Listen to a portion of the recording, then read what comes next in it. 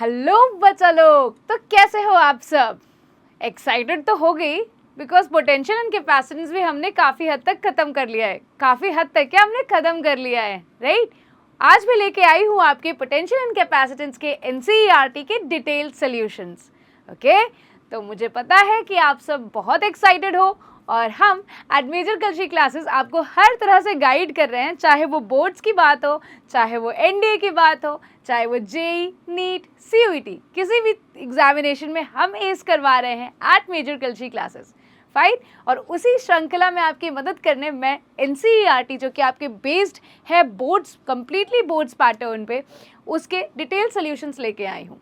बच्चों, detail solutions का फ़ायदा ये होता है कि आपको पैटर्न पता चलता है कि कैसे हमें एग्ज़ाम पेपर में लिखना है। आता सभी को है, अगर किसी ने भी साल भर पढ़ाई की है तो उसे आता तो है, लेकिन कैसे लिखना है और कैसे नंबर्स को फेच करना है बोर्ड्स में, ये बहुत ज़्यादा ज़रूरी हो जाता है आपके लिए, राइट? और आपने इस बार देखा भी था कि सीबीएसई का जो फिज़िक्स का बोर्ड्स का क्वेश्चन पेपर था, उसमें कॉन्सेप्चुअल क्लैरिटी की बहुत ज़्यादा नीड थी। अगर आपने सिर्फ चीज़ों को याद किया है, सिर्फ रटाई किया है, तो बेटा आप बहुत अच्छा परफॉर्म नहीं कर पाओगे, आप सिर्फ कुछ बेसिक क्वेश्चंस ही कर पाओगे। जैसे कि देखा गया है कि इस बार बहुत सारे क्वेश्चंस ऐसे थे जो आईआईटी एडवांस लेवल के भी थे। उनको क्रैक करने के लिए बेटा आपको सबसे पहले अपने फाउंडेशन को बहुत ही ज़्यादा क्या करना होता है, स्ट्रॉन्ग करना होता है, ठीक है? तो फाउंडेशन आप तभी स्ट्रॉन्ग करेंगे जब आप एनसीईआरटी जो कि बिल्डिंग ब्लॉक होती है फिजिक्स सब्जेक्ट की, उसे बहुत बेहतरीन तरीके से ख़त्म करना चाहिए। फाइन, मुझे पता है आप वेट कर रहे हैं कि मैम जल्दी जल्दी सॉल्यूशंस करवाएं और हम आगे बढ़े, तो ठीक है, मैं आपको और इंतज़ार नहीं करवाऊंगी। चलिए शुरू करते हैं अपने पहले क्वेश्चन के साथ। तो भाई पहला क्वेश्चन एनसीईआरटी का ये कहता है कि two charges 5 into 10 to the power 8 coulomb and minus 3 into 10 to the power minus 8 coulomb are located at 16 centimeter apart. At what points on the line joining the two charges is the electric potential zero? Take the potential at infinity to be zero. तो मैंने आपको जब concepts बताए थे तो मैंने आपको एक चीज़ बताया था कि हम लोग इन्फिनिटी के पोटेंशियल को क्या लेते हैं, ज़ीरो। ऐसा अज्यूम किया गया है, इसीलिए एनसीईआरटी के मोस्टली क्वेश्चंस में आप देखेंगे कि हर जगह ये चीज़ मेंशन की है कि इन्फिनिटी पे हमने पोटेंशियल क्या लिया है, ज़ीरो। आइए इस क्वेश्चन को देखते हैं। तो हमें क्या करना है कि दो चार्जेस है, 5 इंटू 10 टू द पावर -3 और -3 इंटू 10 टू द पावर -3, इन दोनों के बीच में एक पोटेंशियल को क्या करना है, ज़ीरो करना है। तो आइए देखते हैं, shown below, suppose the 2 point charges are placed on the X axis with the positive charge located on the origin O. तो भाई पॉजिटिव चार्ज को आपने कहाँ लोकेट कर दिया है, ओरिजिन ओ पे, ठीक है।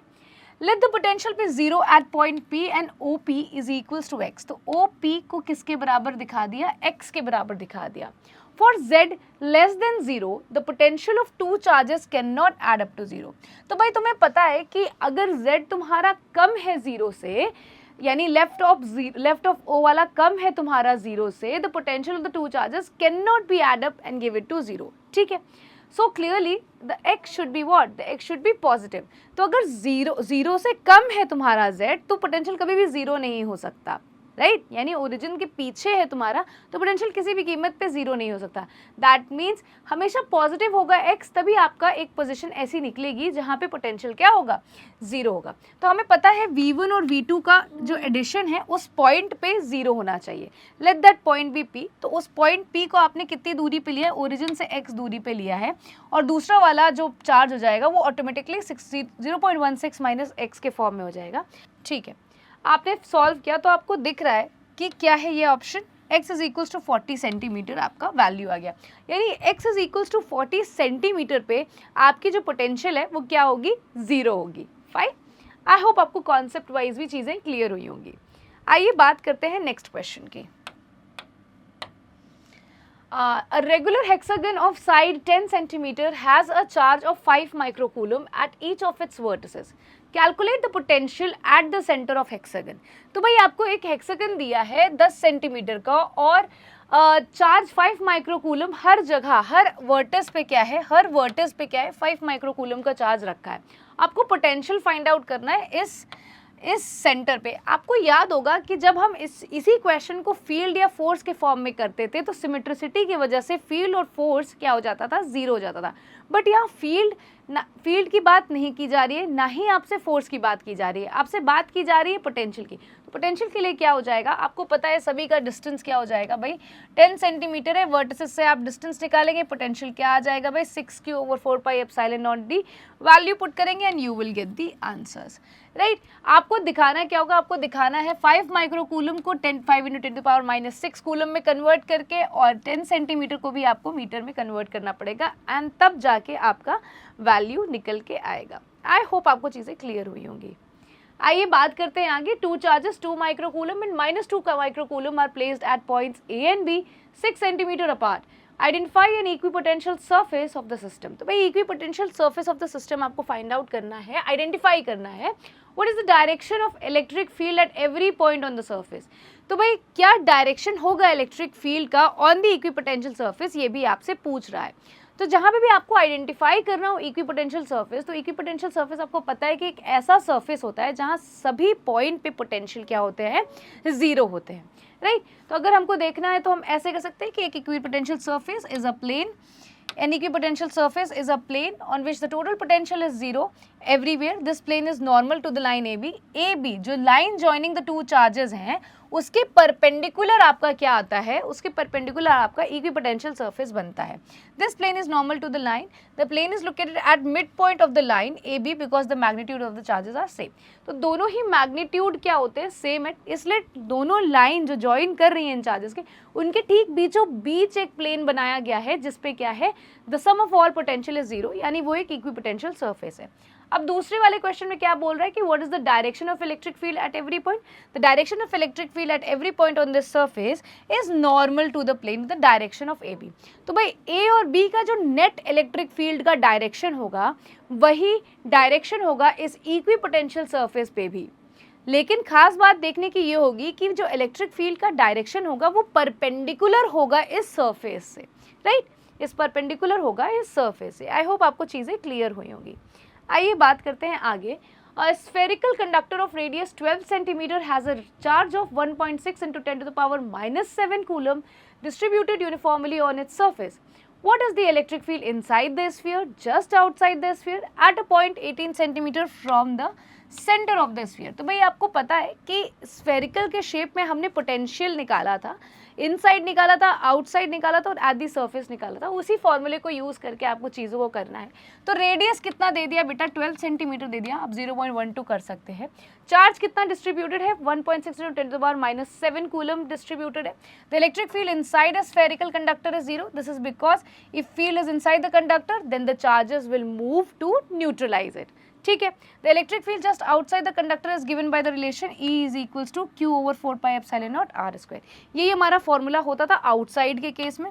आपने क्या करना है, सिंपली वैल्यूज पुट करना है और आपने जंग को जीत लेनी है, राइट। आपने क्या कर लेना है, जंग को जीत लेना है, और हो गया आपका आंसर आ गया, ये हो गया।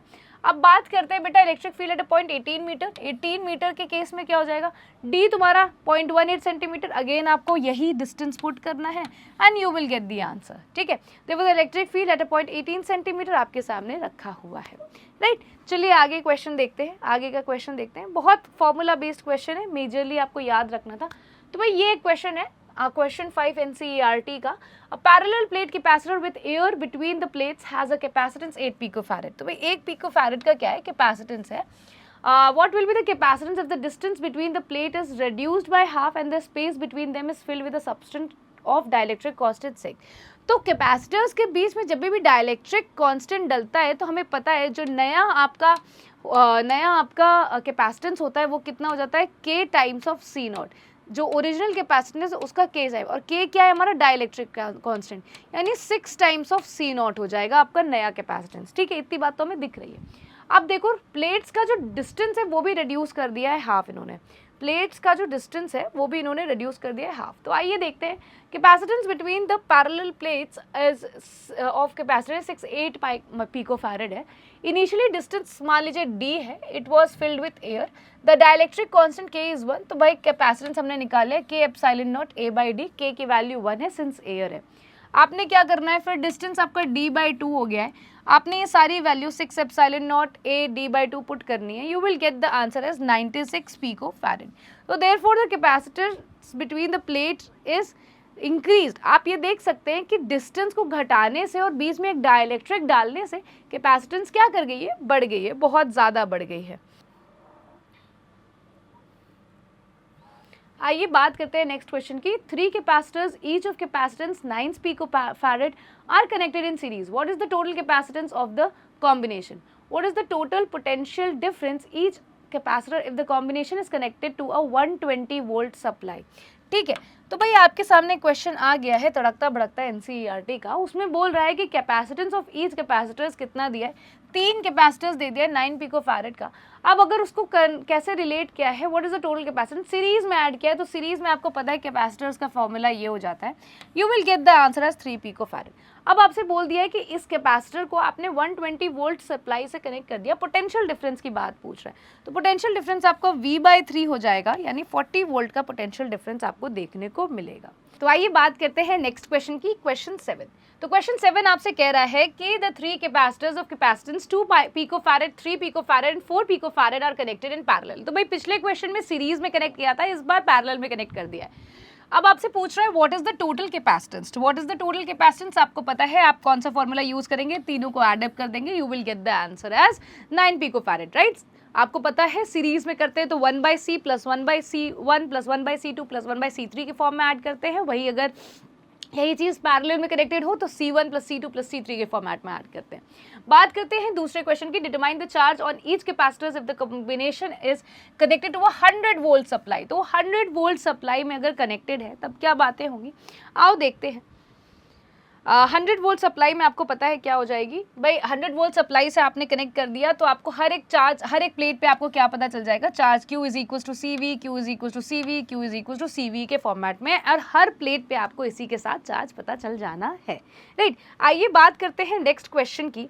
नेक्स्ट क्वेश्चन की बात करते हैं, in a parallel plate capacitor with air between the plates, each plate has a area of 6 × 10⁻³ metre square, the distance between the plate is कितना, 3 millimetre. Calculate the capacitance of the capacitor. If this capacitor is connected to a 100 volt supply, what is the charge on each plate? तो भाई each plate पे कितना आपका क्या कहते हैं कि चार्ज होता है वो हमें पता करना है, ठीक है। तो आइए देखते हैं, एरिया ऑफ ईच प्लेट हमको पता है कितना दिया है, 6 × 10⁻³ मीटर स्क्वायर, राइट।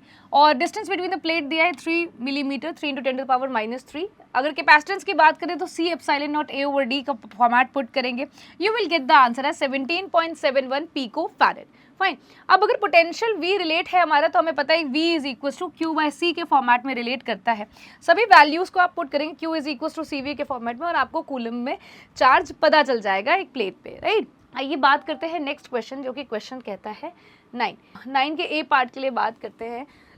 तो 9 का A पार्ट आपके सामने कहता है कि explain what would happen if in capacitor given 2.8 exercise में जो कैपेसिटर दिया था, a 3 millimeter thick mica sheet of dielectric constant 6 were inserted between the plates। तो माइका लगा दिया गया है और क्या कहते हैं कि क्या किया गया है कि वाइल दो चीज़ों के बारे में पूछ रहा है कि while the voltage supply remain connected तब क्या होगा, और अगर वोल्टेज सप्लाई डिस्कनेक्ट हो जाए तब क्या होगा।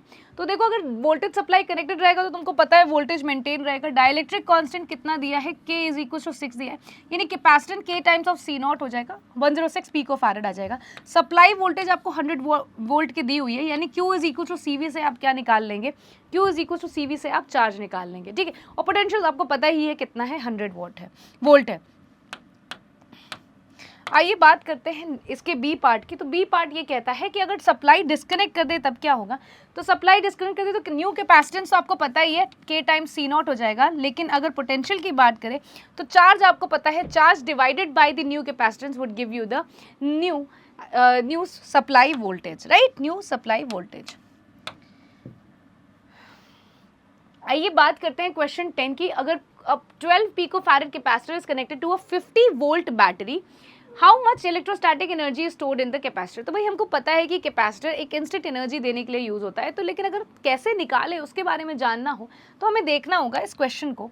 तो भाई कैपेसिटेंस दिया है 12 पिकोफैरेड, पोटेंशियल डिफरेंस दिया है 50 volt, E is equal to 1/2 CV square से आप निकाल सकते हैं कितनी एनर्जी, 1.5 × 10⁻⁸ जूल। बेटा यूनिट बहुत ज़्यादा इंपॉर्टेंट है, अगर आप यूनिट नहीं लिखोगे तो आपका एक नंबर कट जाएगा, राइट। आपको पता है एनर्जी कैसे निकालना है, एक यूनिट लिखने से आपको फुल में फुल नंबर मिल जाएंगे, तो याद रखना यूनिट जरूर लिखना। आइए बात करते हैं नेक्स्ट क्वेश्चन की। तो बोल रहा है कि 600 picofarad is charge by a 200 volt supply, it is then disconnected from the supply and is connected to another uncharge 600 picofarad capacitor. How much electrostatic energy is lost in the process. तो कितना electrostatic energy lost हो रहा है process में, आइए देखते हैं। तो भाई कैपेसिटेंस हमें दिख रहा है कितना है, 600 पिकोफैरेड है, वोल्ट कि पोटेंशियल डिफरेंस 200 वोल्ट है। हमें पता है एनर्जी कितना है, 1/2 CV स्क्वायर से हमने निकाल लिया। अब इस सप्लाई को डिस्कनेक्ट कर दिया तो the capacitor and another capacitor of capacitance 600 picofarad is connected to it. तो अब इक्विवेलेंट रेजिस्टेंस की बात की जाए तो इक्विवेलेंट रेजिस्टेंस 1/C के फॉर्मेट में हो जाएगा, जो कि आ जाएगा 300 पिकोफैरेड। यानी नई इलेक्ट्रोस्टैटिक एनर्जी क्या हो जाएगी, जो दो कैपेसिटर्स के वजह से है, वो हो जाएगी 1/2 CV स्क्वायर।